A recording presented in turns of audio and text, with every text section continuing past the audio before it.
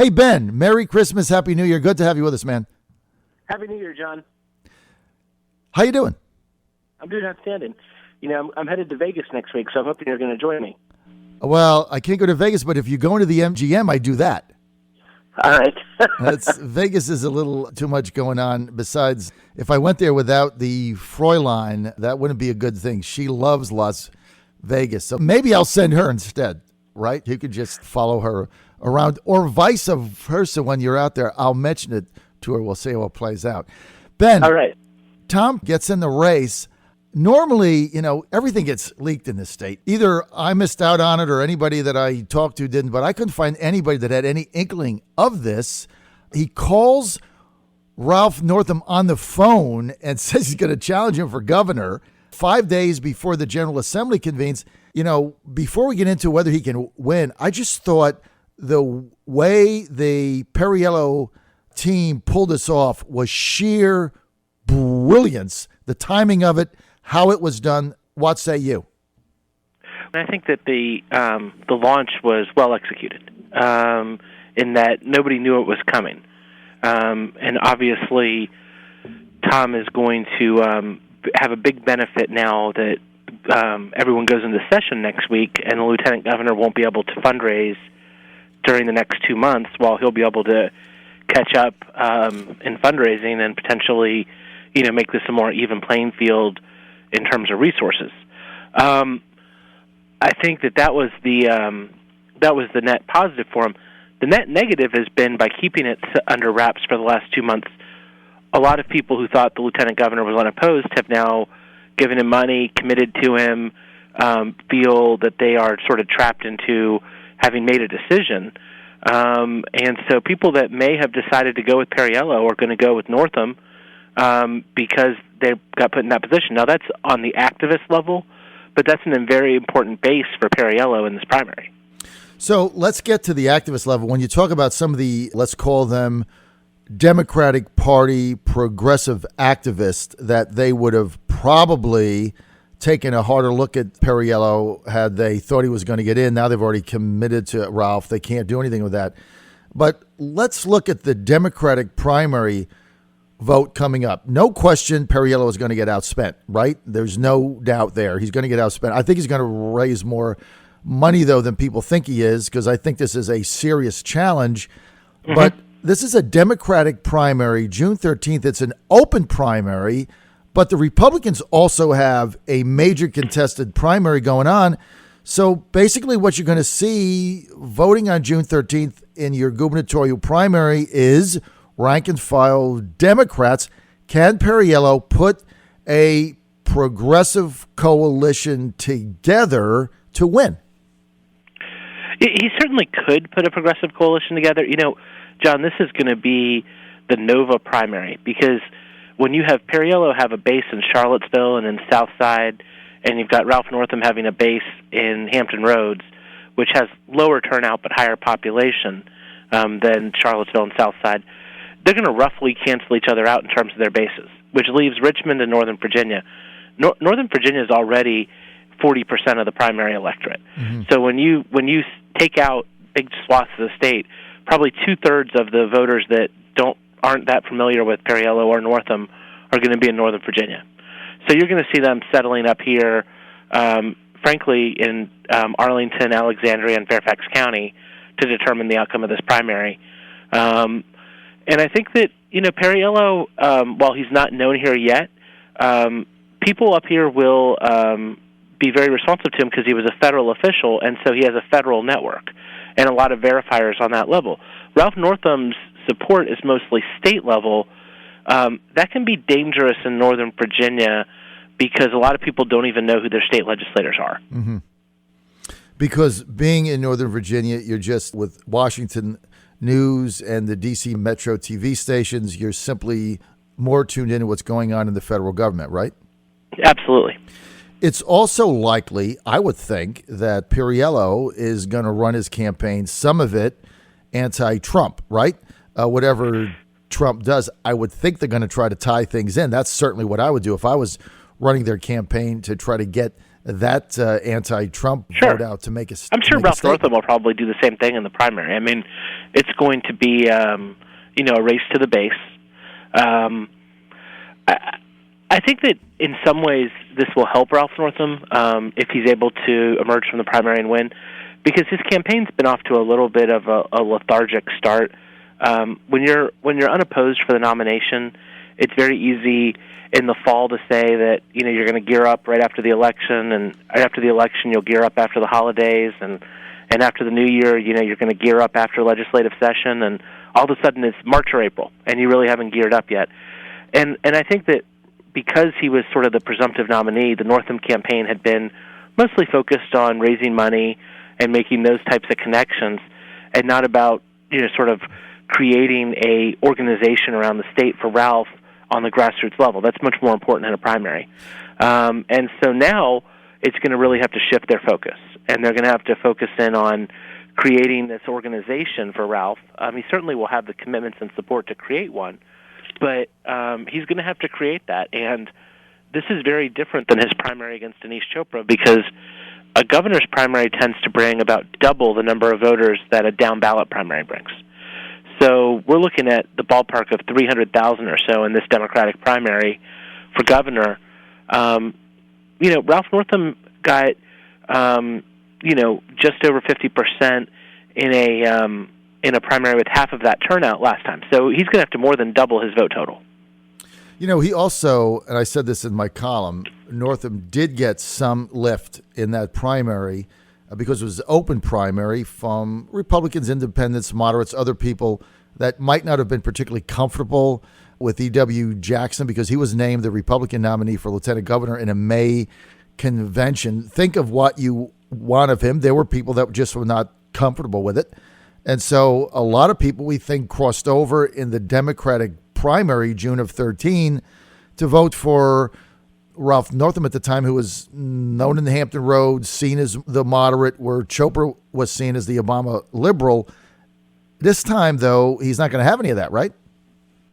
That's right. I mean, with having both primaries on the same day, voters will have to walk in their polling place and actually announce their ballot. So when you go to vote this year, before they give you a ballot, you'll have to say Republican or Democratic. Right. Now, everyone is welcome to either ballot, but you can only have one. All right, and so that everybody understands, when we say open primary in Virginia, there's no party registration. So if you're a registered voter in Virginia on June 13th, you can walk into your polling place or do absentee, whatever, and they will say, do you want a Republican ballot or do you want a Democratic ballot? Doesn't matter. You're not registered. You don't have to declare ahead of time. That day, that minute, you can pick whatever ballot you want, right? So that's right. Yeah. So that's the way that works. I had somebody just ask me that via text, so we answered that. Now, but there's no voting in the Republican governor's primary and the Democratic lieutenant governor's primary. You got to pick one full ballot. Right. So you can't say I want to vote on the gubernatorial Republican lieutenant governor. For the Democrats, you got to pick one ballot or the other. But there was a benefit there for Ralph in 2013. I can tell you that myself and my entire network of friends and my family voted in the 2013 Democratic primary for Ralph. And so that all goes away now. And, the other thing, Ben, I want to get your comments on this. And maybe it's an overreaction from me because I'm too tied to the inside. But I really give an edge to the campaigns that have battle-tested warriors on their team. That's one of the reasons, if you go back to last June primary between Scott Taylor and Randy Forbes, where all of the polling was showing Forbes up big, and both of us agreed that Taylor was going to win big. And one of the reasons is, Scott Taylor had a very battle-tested staff. They had been through some tough wars, Wagner, etc. Forbes didn't have that. They've been fat and happy. Kind of same thing with Ralph, right? Well, sure. I mean, Ralph's been through some battles. That having been said, I think that, this is going to be fought out on a statewide level because of large turnout with some very broad ideas from voters of who these people are. Remember that when you get to turnout of 300,000 people, very few of the voters will have met either one of the candidates or know any insiders that could give them this information. So what we're looking at is who are the people that can get that message through. Now, I saw that yesterday a reporter asked the president's press secretary what he thought about it, and they praised Tom Perriello, but they did not make an endorsement. That would be the kind of thing that could change this race, would be having the president come in and endorse Tom Perriello. Because Ralph's going to have all of the institutional support in Virginia. That having been said, I'm not sure how much the institutional support in Virginia, how much that will matter. I think Ralph has got a much tougher road here than Perriello will, because the insider group in Virginia is mostly a group of Democrats that were elected because of their Republican opponents to stop the Republicans. So none of them have really been battle-tested in primaries. Look, the one time Terry McAuliffe was contested, he finished third place. Right. Mark Warner has not ever been challenged in a primary. I can't imagine that he would fare really well in a primary if he was. Tim Kaine hadn't had a primary since 2001.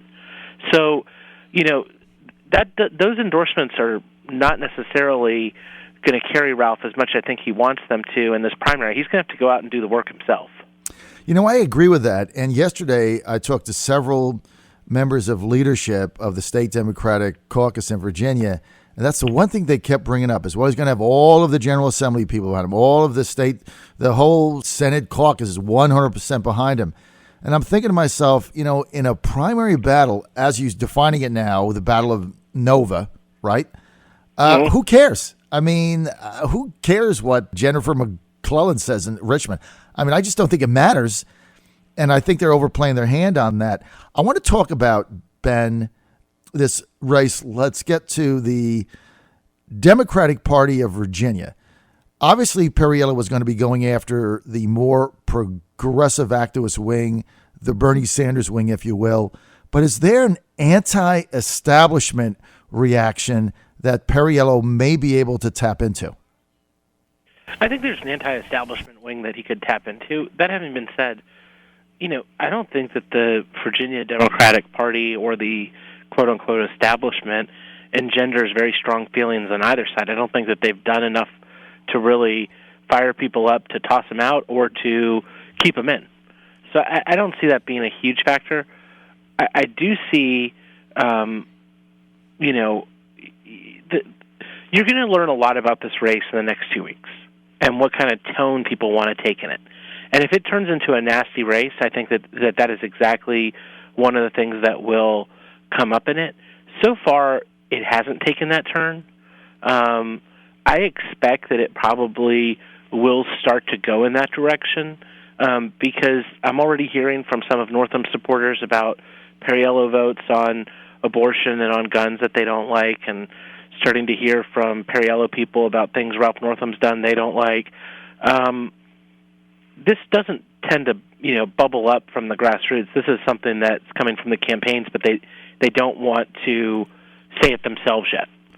Well, at some point, this will elevate into the candidates will start to say these things, and I think that that's going to be the driving force in this primary. Now, I saw in the newspaper today, there was a discussion, about Perriello's kickoffs from yesterday, and he got big crowds for having just announced that morning on YouTube, and essentially then immediately started traveling the state. There were a large number of people that were in, I think it was Danville, Charlottesville, and Alexandria yesterday. So, you got to remember that this thing is very early on. If we did a poll right now, I think the PPP poll from last year said that Mark Herring led Ralph Northam something like 34-9 before Herring decided not to run. So Northam, I remember, was at 9% in a primary. I can't imagine that Northam's sitting, anything above 25 because not enough people know who he is. I can't imagine that Perriello's sitting anything above 15 or 20. So if this got tested right now, to be honest, I would guess that Northam's in the lead, but I wouldn't be surprised at all if you tested it right now, and most voters were undecided, and it was actually a very, very close race. So we're in agreement that this is going to be a dogfight, right? Yeah, I mean, it heads in the direction of a dogfight, but we got to see if both of these candidates are able to survive the scrutiny. The 2009 primary looked like a three-way dogfight, and Creed Eads ended up getting more votes than Brian Moran and Terry McAuliffe combined. So these things can move. But right now, at the starting point, they start in fairly equal position. Wow. So you're saying right now, right off the bat, tie? I think tied in terms of voters, with a slight edge to Ralph in terms of the undecideds because he has the governor and the senators and whatnot as a tiebreaker. But that's a tiebreaker, and Ralph can't count on that to deliver those votes because he has to get to a tie first. Okay. I know I did a little bit of parody in my column, but, think about this phone call that got made that came out of the blue. I mean, just Perriello on Wednesday night calls Ralph Northam up and informs him that he's running for governor. I mean, I could just imagine Northam's reaction because nobody was prepared for this, and now he's in this primary fight, and his hands are tied for 60 days, right? He can't raise money, but he can't even campaign because he's got to preside over the state Senate every day. He's got to bang the gavel. So it's not like he can go off to Southwest Virginia. He can go off to Virginia Beach at night because he's got to get back, and there's events all in the evening. So for 60 days, doesn't Perriello basically have a free hand? He basically does. I will say this. We're going to learn in this session how many quiet Republican friends Ralph Northam has. Because if the Senate is 21-19 Republican, he only needs one Republican senator to take a few beelines on some votes to create ties, knowing that any progressive legislation that moved out of the Senate would be killed in the House anyway. Mm-hmm. And so if he has any Republican Senate allies, and I think he probably does, you could see them making votes to create ties and make Ralph Northam a lot more relevant in this session. Without a doubt. So, Ben, Bernie Sanders in the Super Tuesday primary, March of 2016, Bernie Sanders got, I think, 38%. Clinton got 62%, not even close. Where does that go now? I mean, on paper, you'd think, okay, Perriello is going to try to tap into the Bernie Sanders wing, but he only got 38%. So how can you say it's tied? Well, I mean, any votes you can get are good. I mean, I don't know that the Bernie Sanders-Hillary primary is really that relevant to this primary because it's going to be about half of the turnout of the presidential. It's about double. You basically double each level you go up. So when you have a down-ballot statewide primary, you get turnout around 150,000. You get towards 300 with a governor. And Bernie and Hillary would have probably been in the ballpark of 600, except there were some people crossing over because they weren't happy with, at that point, with Trump and Rubio and some of their options in Virginia. So, you look at what does that presidential primary mean? Well, which of the half of those voters are going to show up in this governor's race, right? And I don't know if Bernie people will be overrepresented in that. Will they be underrepresented? A lot of his people were younger. Will they come back in a gubernatorial primary? All of that sort of remains to be seen. Okay, so let me ask you this straight out. Governor Terry McAuliffe has complete financial and, how should I say this, moral control of the Democratic Party of Virginia. You can spin this way anything you want. It's his political action committee. It's his fundraising prowess that has driven the Democratic Party of Virginia's field offices and everything else. He's obviously not for Tom Perriello, right? So what type of an influence is McAuliffe going to have in this primary with the Democratic Party of Virginia? And are we going to see another kind of rigged system here? Well, it's hard to rig a system in a primary. And, the party's going to be very careful to stay neutral. John, it was in the 2009 primary, people had a very difficult time sort of elevating out of that one because so many of the activists, especially in the Richmond area, are dependent on who wins the primary and the gubernatorial, and the governorship eventually, for jobs. So, that's where you're seeing the mass freak out here. And that's really what you should be watching, whether it's Paul Reagan, the governor's chief of staff, I've actually heard from some people who called me laughing, saying they hadn't heard from him in 3 years since he's been working in Richmond for Terry McAuliffe, and they weren't important enough to get a call. Now they're getting calls from Paul Reagan saying, you're behind Ralph Northam, right? So, there's a professional class that I think is the most worried about this, that's going to be very engaged. I'm not sure how much that matters when you get out into the primary electorate, though. It's going to make a lot of noise, and Terry's going to make a lot of noise, and they'll make noise on his behalf. But when you get out beyond that, I'm reminded of the 2009 primary where Terry McAuliffe finished third place in his own precinct in Fairfax County. So, it just doesn't matter when you get out past the voters. They don't even know who lives in their neighborhood when they're running for governor, let alone who the people are backing. So, while that'll probably have some impact in the Richmond area, Northern Virginia is where this primary is going to be fought out, and frankly, that kind of insider baseball, if Ralph allows that to sort of consume his campaign, it will hurt him. It's not going to amount to a hill of beans, man. I think you have absolutely nailed this, Ben. Okay, can I just ask you then one final question? Is the base of the Democratic Party restless? Are they restless? Yes. I think they are a little restless. I mean, when you have Donald Trump coming into office in, a week and a half, 2 weeks, people are going to be, people are upset. Democrats are upset, and you're going to see that reflected in the tone in this primary, and you're going to see it reflected in turnout in November. They're fired up, and how that impacts how people vote in a primary. We haven't had a Democratic primary with our base that's fired up in a long time, so it's really hard to analyze. Right, you just don't know. Last time I did, the boys are back in town at Chap Peterson, Scott Serville's office. You introduced us to a potential candidate for lieutenant governor on the Democratic side. Where are we on that? Well, I think that Susan Platt's thinking about making a race of that, it obviously has a big impact based on what just happened yesterday. I mean, the gubernatorial primary is on the same day, so now the lieutenant governor's primary would have double the turnout. But I think that, as I told you on that show, I think if Susan runs, she'll be the nominee. And I think that it actually benefits her a lot now that, when people get in there on their primary ballots, there's going to be 4 men and 1 woman. And, when people are looking for, creating that ticket that they want to have that's going to be successful, I think that both Perriello and Northam voters are going to look at her and say, that's a good way to complete our ticket. Ben, we're in total agreement. I think Platt's going to get in. I think this challenge by Perriello was going to ice it for her because I think that definitely puts her in play.